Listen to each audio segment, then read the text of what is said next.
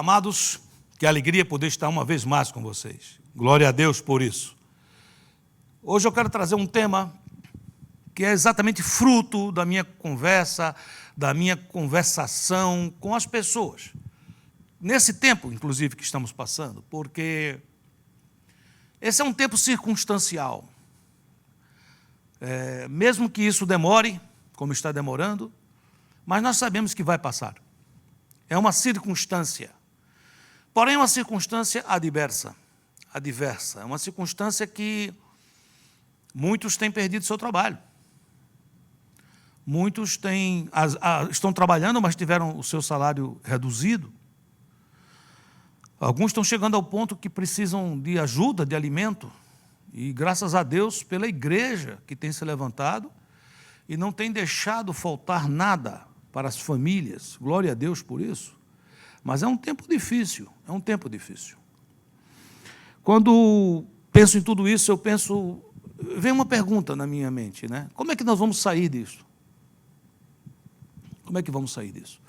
E é como se para mim não houvesse um meio termo, sabe? Muitos dizem, não, eu queria sair como entrei. Acho difícil, acho muito complicado. Acho que a gente ou sai derrotado ou sai em vitória. E por essa palavra que eu vou compartilhar com vocês hoje, é porque do fundo da minha alma, eu gostaria muito que todos nós saíssemos de tudo isso vitoriosos.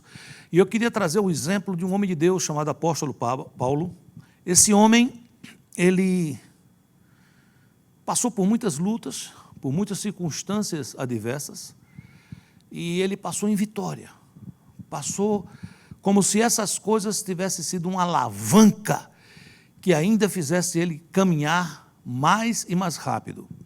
Em Filipenses, capítulo 1, versículo 12, nós lemos: quero ainda, irmãos, cientificar-vos de que as coisas que me aconteceram,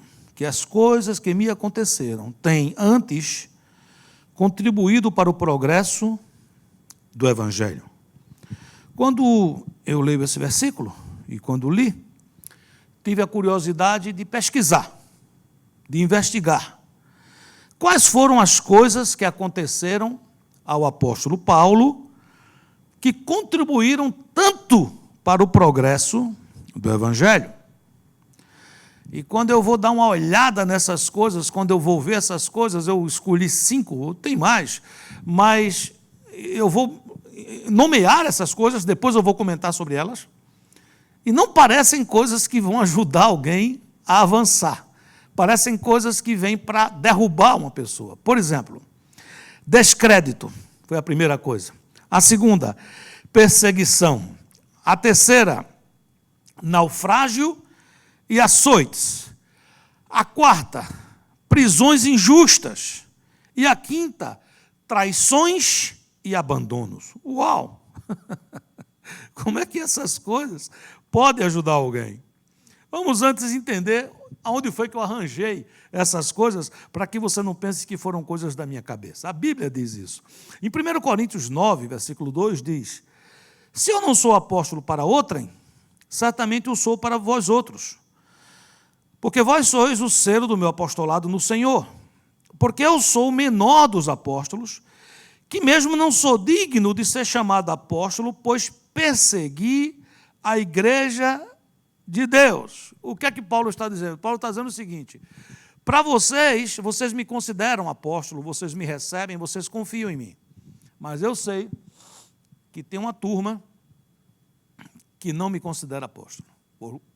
Pelo contrário, essa turma, ela desconfia de mim, ela me bloqueia.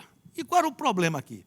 O problema é quando Paulo diz que ele antes foi perseguidor da igreja. Ou seja, para esse povo, Paulo era alguém que não era digno de confiança, porque antes ele perseguiu a igreja.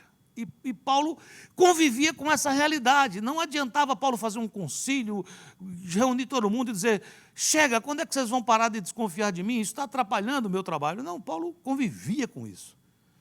Paulo convivia com gente que descria dele, que dava a ele um voto de descrédito. A segunda coisa, ele que antes tinha sido perseguidor, ele agora passa a ser perseguido. Em 2 Timóteo 3,11, as minhas perseguições e os meus sofrimentos quais me aconteceram em Antioquia, Icônio e Listra, que variadas perseguições tenho suportado. De todas, entretanto, me livrou o Senhor. É muito interessante entender que Jesus advertiu que esse tipo de circunstância ia derrubar a muitos. Muitos caminham com o Senhor até passar por isso. Quando passam por isso, desistem. E a palavra diz isso, Jesus fala isso em Mateus 13, 21. Mas não tem raiz em si mesmo, sendo antes de pouca duração. Em lhe chegando a angústia ou a perseguição, por causa da palavra, logo se escandaliza. Jesus está dizendo que há um grupo de pessoas que creem em Jesus, que ouvem a palavra, se convertem ao Senhor, entregam sua vida a Ele, se batizam, começam a caminhar, até que começam as lutas e as perseguições.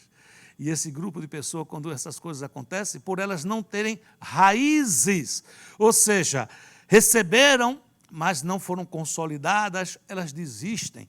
Mas Paulo está dizendo o contrário. Paulo está dizendo assim, essas coisas aconteceram, mas Deus me livrou de todas, e eu segui adiante.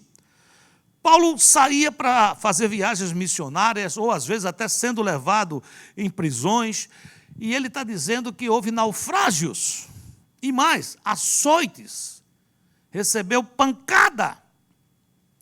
Alguém poderia dizer, Senhor, vou pregar a palavra, vou pegar aí um navio, mas, por favor, permita que o navio saia do ponto A e chegue no ponto B. E olha o que é que Paulo diz em 2 Coríntios 11, 25. Fui 3 vezes fustigado com varas, uma vez apedrejado, em naufrágio, 3 vezes. Olha, 3 vezes. Eu acho que Paulo, quando entrava no navio, dizia assim, meu Deus, eu acho que esse navio vai naufragar. E naufragava. Ele diz, uma noite e um dia passei na voragem do mar. Ou seja, além de naufragar, ainda passou uma noite e um dia no meio do mar, talvez agarrado aí uma tábua. E Paulo está dizendo que todas essas coisas contribuíram para que o evangelho pudesse avançar. Que coisa tremenda que nós precisamos aprender. Quarta coisa, eu acredito que qualquer pessoa que é preso não gosta. Agora você imagina você ser preso injustamente, sem ter culpa. Paulo foi preso injustamente. Eu trouxe aqui um texto para você ver, um diálogo de um oficial romano, onde mostra que Paulo estava preso e não tinha nenhum cargo contra ele, não tinha nada contra ele que se sustentasse. Veja o que diz a palavra em Atos, capítulo 25, versículo 14. Como se demorasse ali alguns dias, Festo expôs ao rei o caso de Paulo, dizendo, Félix deixou aqui preso certo homem, a respeito de quem os principais sacerdotes e os anciãos dos judeus apresentaram queixa, estando eu em Jerusalém, pedindo que o condenasse. A eles eu respondi, que não é costume dos romanos condenar quem quer que seja, sem que o acusado tenha presentes os seus acusadores e possa defender-se da acusação. Veja bem, ele está dizendo o seguinte, o pessoal trouxe Paulo, Paulo foi preso, e eles disseram, eu quero que condenem Paulo. E esse homem disse, espera aí, não é assim que funciona em Roma. É preciso que tenha um tribunal, que seus acusadores apareçam, façam acusação, que ele tenha a oportunidade de defender-se, e nada disso aconteceu até agora. Versículo 17. Aí parece que acontece essa corte. No versículo 17 diz, de sorte que, chegando eles aqui juntos, sem nenhuma demora, no dia seguinte, assentando-me no tribunal, determinei que fosse trazido o homem. Então aqui está aberto a corte. Versículo 18. E levantando-se os acusadores, nenhum delito, vou repetir isso, nenhum delito referiram dos crimes de que eu suspeitava. Ou seja, Paulo estava preso sem ter cometido nenhum delito, sem nenhuma prova. Versículo 19. Traziam contra ele algumas questões referentes à sua própria religião, e particularmente a certo morto, chamado Jesus, que Paulo afirmava estar vivo. Estando eu perplexo quanto ao modo de investigar estas coisas, perguntei-lhe se queria Jerusalém para ser ali julgado a respeito disso. Ou seja, o próprio oficial romano aqui que presidiu esse julgamento estava dizendo que ele estava perplexo, porque como é que alguém é preso sem nenhuma acusação, sem ter nada contra ele? E ele disse, então vamos levar isso para Jerusalém, para que seja resolvido pelo seu povo, porque ele estava dizendo assim, uau, estou admirado, que injustiça estão fazendo com esse homem. E a coisa mais interessante é que o problema é que Paulo estava falando de um certo morto chamado Jesus. E o problema é porque Paulo dizia que esse que esteve morto reviveu, e ele estava vivo. Bastava talvez que Paulo dissesse, olha, há um mal-entendido. Realmente Jesus morreu? Se é esse o problema, me soltem. Paulo não negociou. Paulo disse, não, eu sei a quem sirvo. Eu sei que ele vive, eu sei que ele vive, eu sei que ele vive. Podem me prender 1000 vezes, mas eu nunca deixarei de falar a verdade. Como último ponto do que aconteceu a Paulo, traições e abandonos. Em 2 Timóteo, capítulo 4, versículo 10, Paulo diz, porque Demas me desamparou, amando o presente século. E foi para Tessalônica. Crescente foi para a Galácia. E Tito para a Dalmácia. 3 discípulos que com certeza Paulo investiu tempo, amor, orações, ensinou a palavra, discipulou, cuidou deles, restaurou a vida, sarou as feridas. Talvez encontrou um deles ou outro passando por dificuldades até financeiras. Paulo abraçou como um pai abraça um filho. E no momento que Paulo precisava, Demas disse, escuta, Paulo, sou jovem, a vida está aí, perdão, eu vou amar o presente século. Eu vou para Tessalônica, Paulo. Crescente, decresceu. Foi para a Galáxia, foi para a Galácia, deixou Paulo. Tito, tem uma carta na Bíblia escrita para Tito, como também para Timóteo. E ele está conversando com Timóteo, que é como se fosse um companheiro de Tito. O Tito também me abandonou. Ele foi para Dalmácia. Cada um tomou seu rumo. E como é triste, hein? Quando a gente se entrega, quando a gente dá, quando a gente abraça, quando a gente ama, e depois a gente é abandonado. E ainda muitas vezes inventa qualquer coisa para justificar a saída. Paulo está dizendo, isso passou comigo, mas não me derrubou. Ele diz no capítulo 4, versículo 14 de 2 Timóteo, Alexandre, o latoeiro, aquele que trabalha com essas coisas, causou-me muitos males, mas eu não vou fazer nada contra ele. O Senhor vai cuidar disso, o Senhor lhe dará a paga segundo as suas obras. O que é que Paulo está dizendo, amados? Paulo está dizendo assim, essas coisas poderiam me derrubar, essas coisas poderiam me destruir, mas ao invés dessas coisas me destruírem, tem antes contribuído. Uau! Eu convido você para ler um pouco mais daquele versículo base que eu li no começo, que dá essa base da mensagem, que é Filipenses 1,12. Vamos ler um pouco mais para a gente entender o contexto. Quero ainda, irmãos, cientificar-vos de que as coisas que me aconteceram têm, antes, contribuído para o progresso do Evangelho, de maneira que as minhas cadeias em Cristo se tornaram conhecidas de toda a guarda pretoriana e de todos os demais. A maioria dos irmãos, estimulados no Senhor por minhas algemas, ousam falar com mais desassombro a palavra de Deus.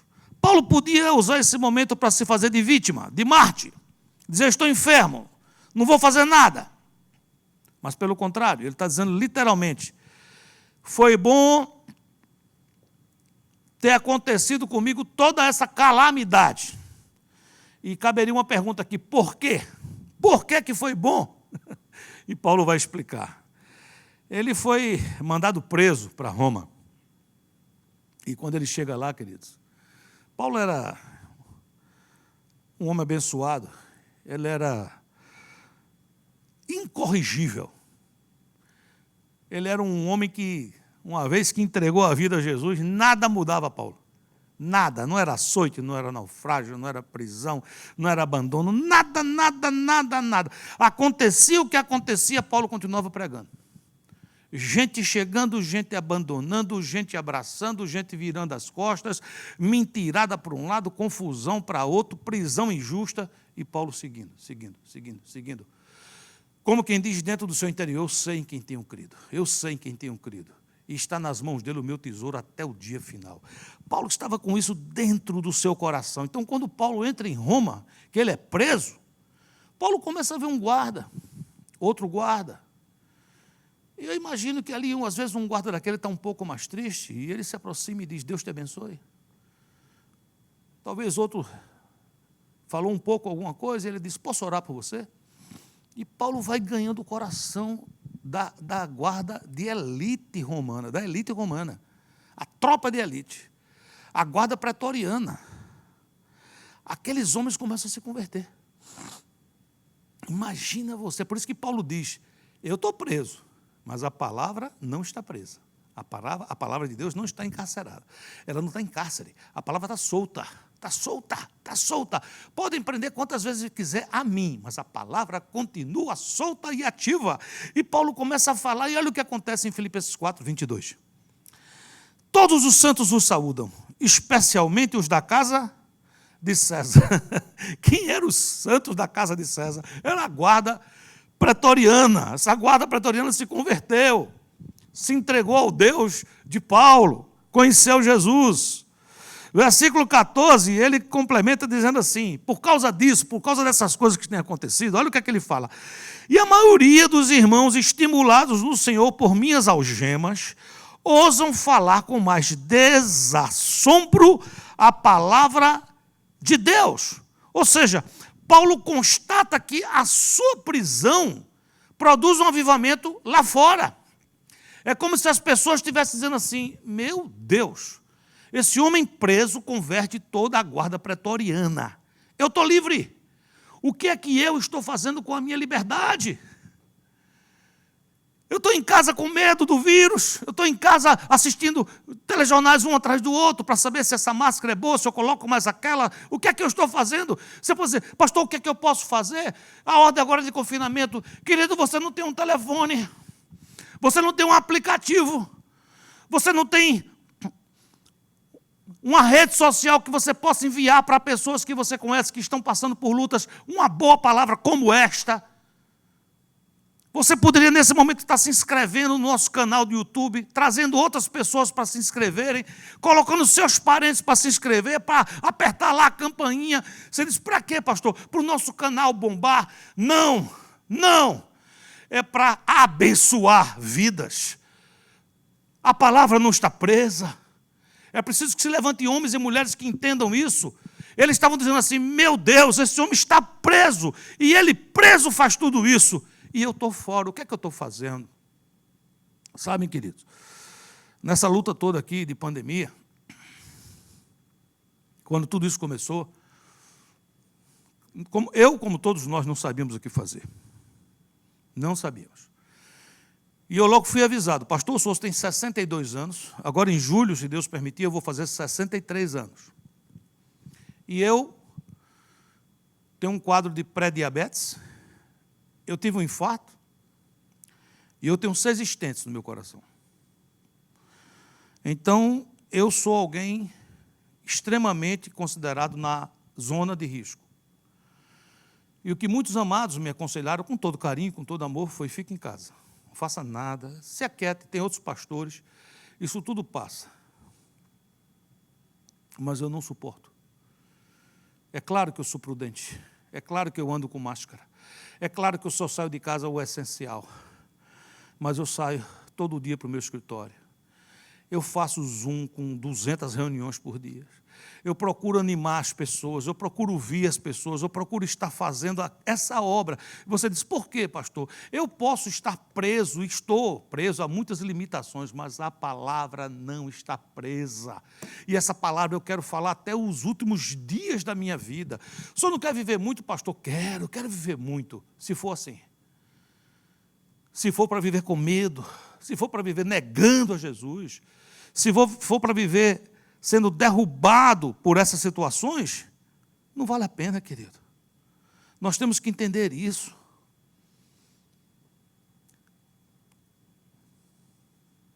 Quando Paulo foi impedido de visitar as igrejas, porque estava preso, como ele diz em Gálatas 4:20, ele diz, pudera eu estar presente agora convosco e falar-vos em outro tom de voz, porque me vejo perplexo a vosso respeito. Ou seja, estava acontecendo uma coisa na Galácia.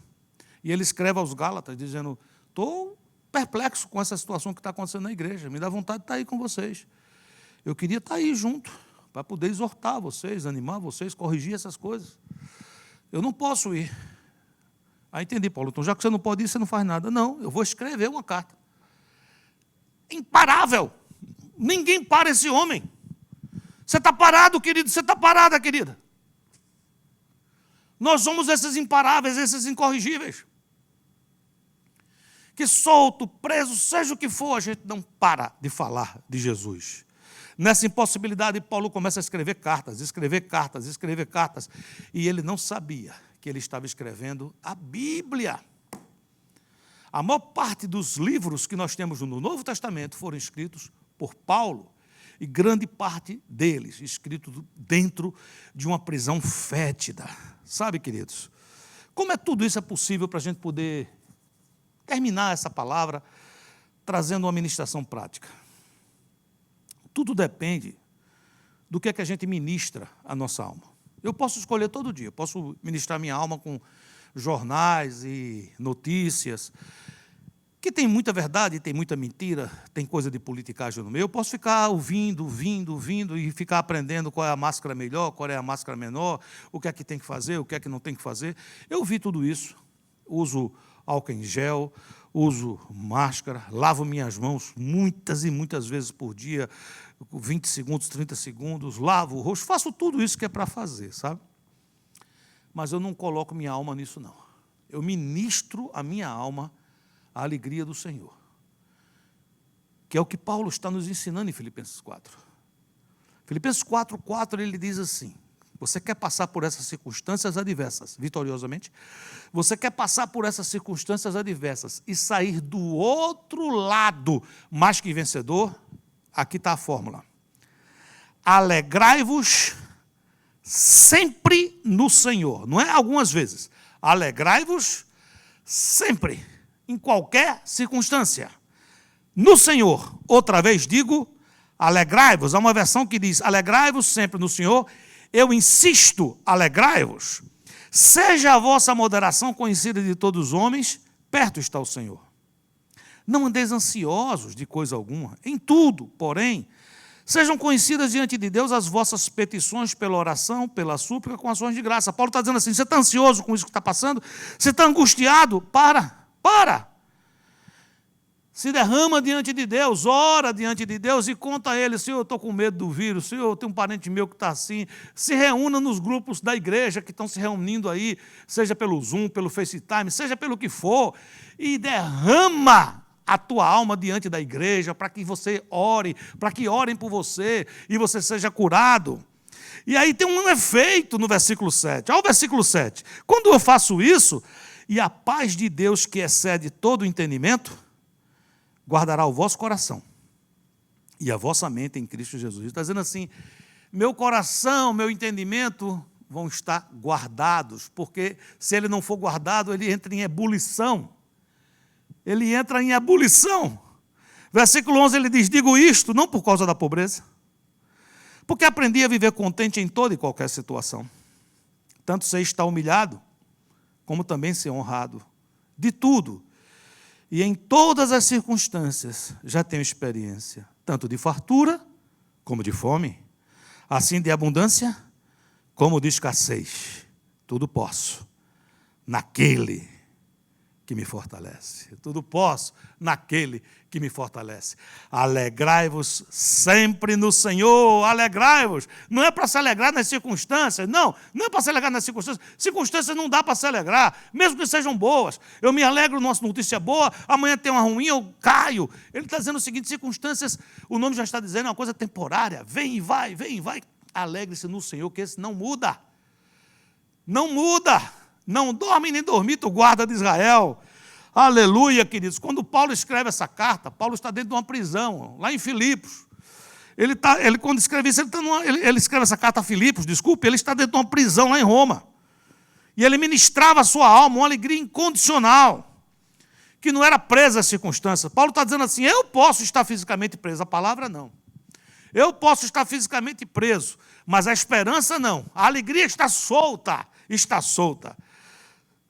Aí tem uma grande pergunta para a gente partir para a conclusão dessa palavra. Se hoje eu fosse escrever esse versículo, como é que eu escreveria? Se eu dissesse, as coisas que me aconteceram. Se eu olhasse para trás aí, 4 anos, 5 anos, o que foi que me aconteceram? O que foi que me aconteceu nos últimos anos? O que é que aconteceu a você?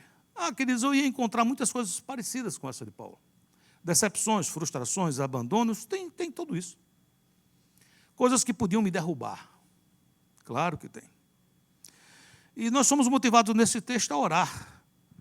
E eu aconselho você que está na sua casa agora, pegar um papel, uma caneta, fazer uma lista para o Senhor, em oração. O que é que tem acontecido na tua vida? Escreve tudo isso.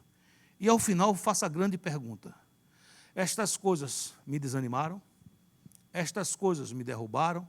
Estas coisas me paralisaram, eu estava mais forte no Senhor, estou mais fraco, ou eu estava mais fraco e estou mais forte?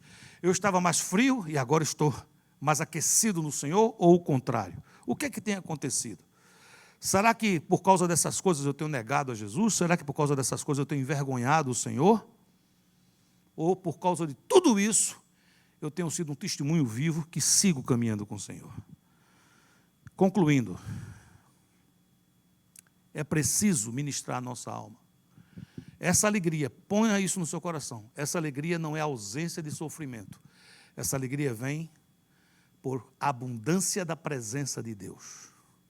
A alegria não é ausência de sofrimento. A alegria é abundância de Deus.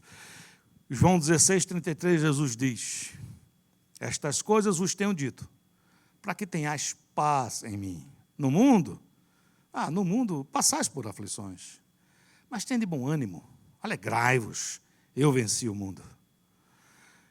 Eu venci o mundo. Nós lutamos contra um adversário vencido. Jesus já venceu o mundo. E é por isso que nós podemos dizer com toda a fé, Romanos 12:21, não te deixes vencer do mal, mas vence o mal com o bem. Minha oração é que essa palavra caia profundamente no teu coração e na tua alma. Você que passa por circunstâncias talvez adversas nesse momento, o mundo passa por circunstâncias adversas. Receba essa palavra do Senhor. Você vai sair disso tudo, não apenas em vitória, você vai sair de tudo isso mais do que vencedor.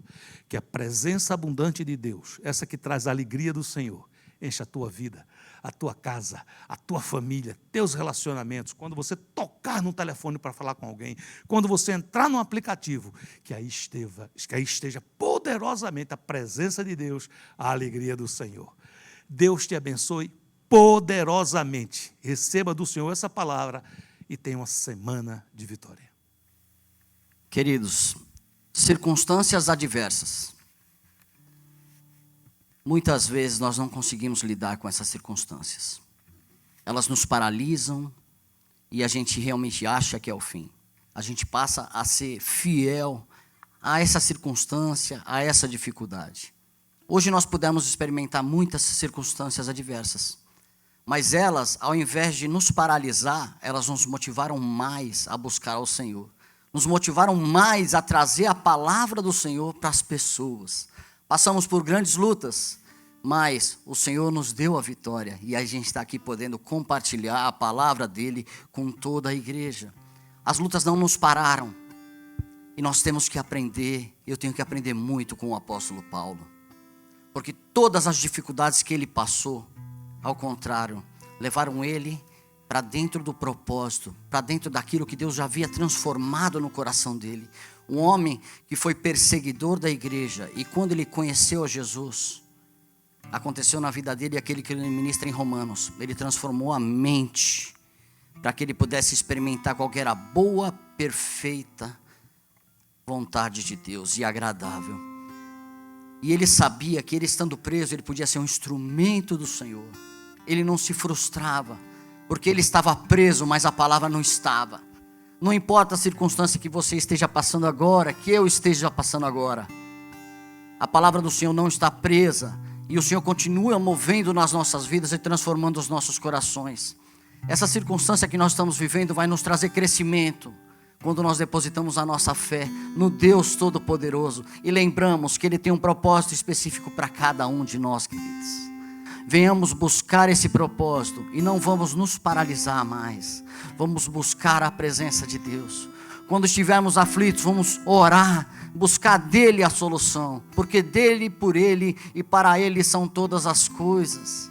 Nós não conseguimos achar satisfação nas coisas desse mundo e nem naquilo que a gente pode possuir. Mas nós encontramos satisfação em ver quando nós podemos ser um instrumento de Deus. E Ele quer nos fortalecer para que cada vez mais nós sejamos estes que, sem importar a circunstância, estejamos disponíveis para o reino dEle. Que nenhuma circunstância adversa venha parar o nosso crescimento espiritual. Que nenhuma circunstância adversa venha nos impedir de glorificar e exaltar o nome do Senhor. Queridos, nós somos o corpo de Cristo. Nós somos aqueles que trazem a esperança para este mundo. Nós somos aqueles que carregamos a palavra preciosa, a palavra de salvação. Então as nossas aflições, elas podem vir, mas nós sabemos em quem temos crido e sabemos que Ele é poderoso para nos livrar. Que nós venhamos ser esses que, apesar das circunstâncias, estejamos exaltando e glorificando o nome do Senhor, porque Ele já nos deu a vida eterna e agora Ele quer nos usar com poder, com autoridade, e nós vamos vencer essa circunstância, glorificando o nome dEle.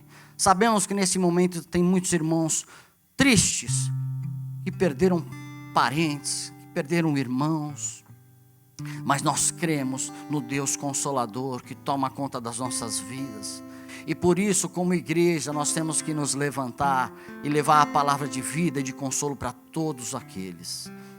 Então, queridos, se tem alguma circunstância que de alguma forma tem te paralisado, tem te deixado sem caminhar na presença do Senhor, eu quero orar com você hoje.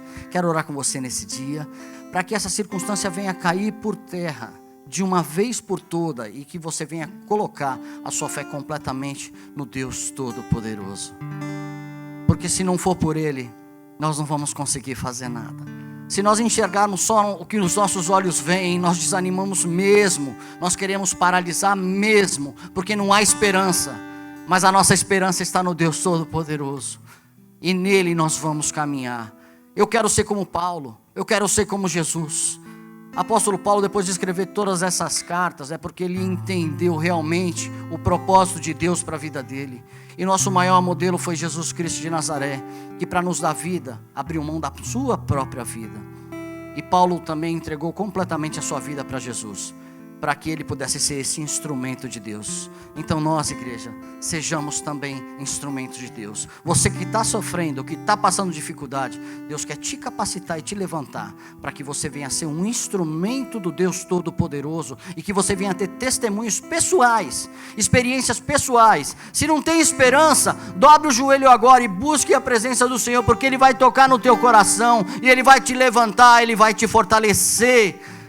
Pode chorar, chora na presença dele, mas clama, porque ele vem no teu socorro, ele vem e nos socorre. Ele é o Todo-Poderoso, somente ele pode nos levantar, e mais do que isso, restaurar e capacitar para que nós não sejamos restauradores de vida. O apóstolo Paulo não desanimou, sabe por quê? Porque ele sabia que o propósito dele era ser um instrumento de Deus Todo-Poderoso. Quando nós somos instrumentos, as nossas dores se tornam pequenas, porque o propósito dele é muito maior do que a nossa própria vida. Amém, irmãos? Então, se você tem uma circunstância difícil, pensa nela agora, para que você possa escrever a carta, como o apóstolo Paulo escreveu: essas circunstâncias que me aconteceram, pelo contrário, não me paralisaram, mas me fizeram crescer. Essas circunstâncias me fizeram crescer, porque eu passei a buscar a Deus, e quando eu busco a Deus, eu recebo revelação. Quando eu recebo revelação, as minhas dores se tornam pequenas. Então busque ao Senhor Deus Todo-Poderoso, porque Ele vai transformar o seu interior, a sua mente, sua forma de pensar e de agir.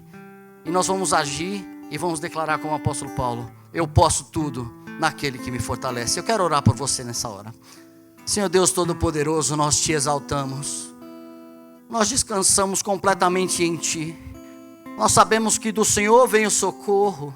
Nós sabemos que o Senhor é aquele que restaura todas as coisas e as faz novas, Deus. E eu te clamo nessa hora por todos os meus irmãos e também pela minha vida.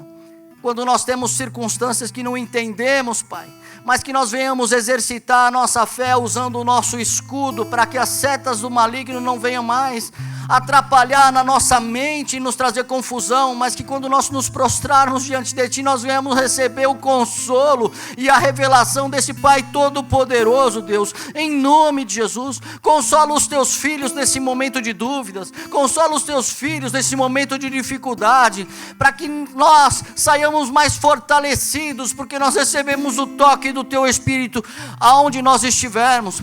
Deus, nós estamos distantes fisicamente, mas o Senhor é onipresente, o Senhor está em todos os lugares, e o Senhor é onipotente, o Senhor é onisciente, o Senhor sabe de todas as coisas, e nós te clamamos que o Senhor venha ao encontro da tua igreja, da igreja que está triste, da igreja que está alegre, não importa a circunstância, que a nossa alegria venha a ser completamente no Senhor. Restaura-nos, Senhor, faz-nos uma igreja forte, Senhor, faz-nos uma igreja unida, Senhor, faz-nos uma igreja que entende o propósito de caminhar na tua direção, de cada vez mais ser esse instrumento do Senhor. Restaura os nossos corações e troca a nossa mente para que nós sejamos completamente adoradores do Senhor. Traga o consolo a todos. Nós somos tão dependentes de Ti, Pai. Por isso que quando somos fracos é que somos fortes, porque entendemos que nada vem de nós e tudo vem do Senhor. Sê conosco, Pai. Nós te exaltamos em nome de Jesus. Amém, igreja? Nesse período, amém. Receba essa palavra no teu coração. Que nenhuma circunstância possa roubar a alegria do teu coração, porque nós temos a alegria da salvação. E essa alegria é mais do que suficiente. Nós vamos ter uma vida eterna na presença do Senhor, onde não há tristeza, onde não há sombra de dúvida, onde não há nenhum tipo de circunstância adversa. Esse nosso passaporte já está carimbado. Amém? Agora, queridos, nós vamos estar exaltando o nome do Senhor com os nossos dízimos, com as nossas ofertas, da forma que a gente sempre faz. A gente vai estar passando o nosso dízimo, o nosso vídeo agora. Amém? Deus abençoe a todos. Até a semana que vem. E não vejo a hora de encontrar todos para que a gente possa se abraçar e estar juntos. Em nome de Jesus, Deus os abençoe. Amém.